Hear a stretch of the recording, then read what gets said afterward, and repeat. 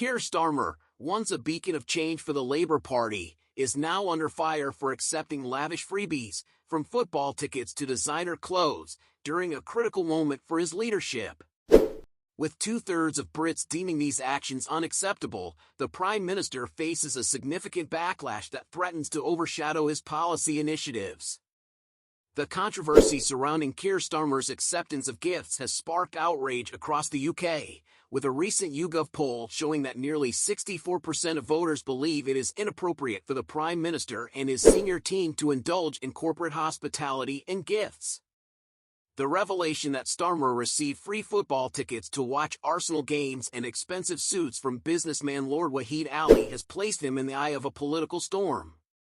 The timing couldn't be worse. As the country faces a cost-of-living crisis, fueled by inflation and anticipated tax hikes, these luxurious perks feel tone-deaf to a public struggling to make ends meet. Starmer, along with members of his cabinet, including Education Secretary Bridget Phillipson, who admitted to accepting concert tickets for a Taylor Swift show, has attempted to defend his actions on security grounds.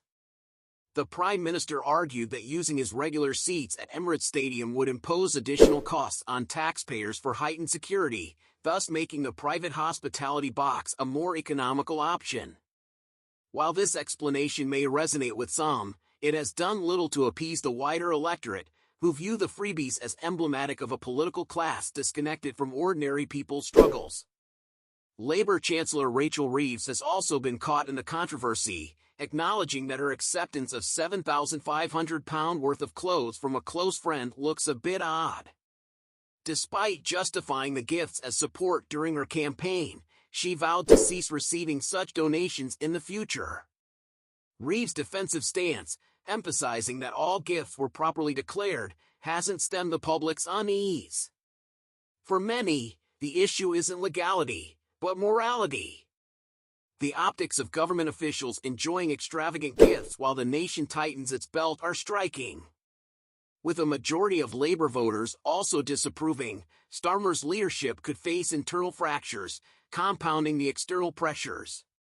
Gary Neville, a former footballer and Labour supporter, leapt to Starmer's defense, calling the criticism incredible and contrasting the scandal with the alleged corruption of the previous Tory government.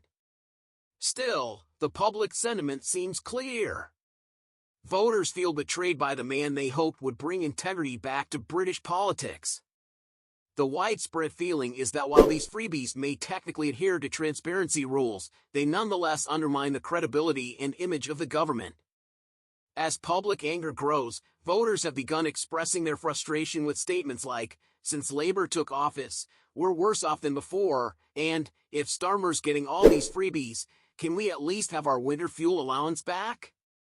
Critics point out the deep irony of the Prime Minister indulging in corporate hospitality at the very moment his government prepares a budget that may hit voters hard with tax increases. Keir Starmer's acceptance of freebies has ignited a storm of controversy, with the backlash now echoing through both public sentiment and within his own party.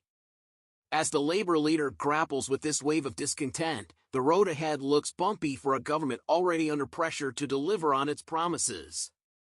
Whether Starmer can regain the trust of voters and his own supporters remains to be seen, but one thing is certain: the stakes have never been higher for his leadership.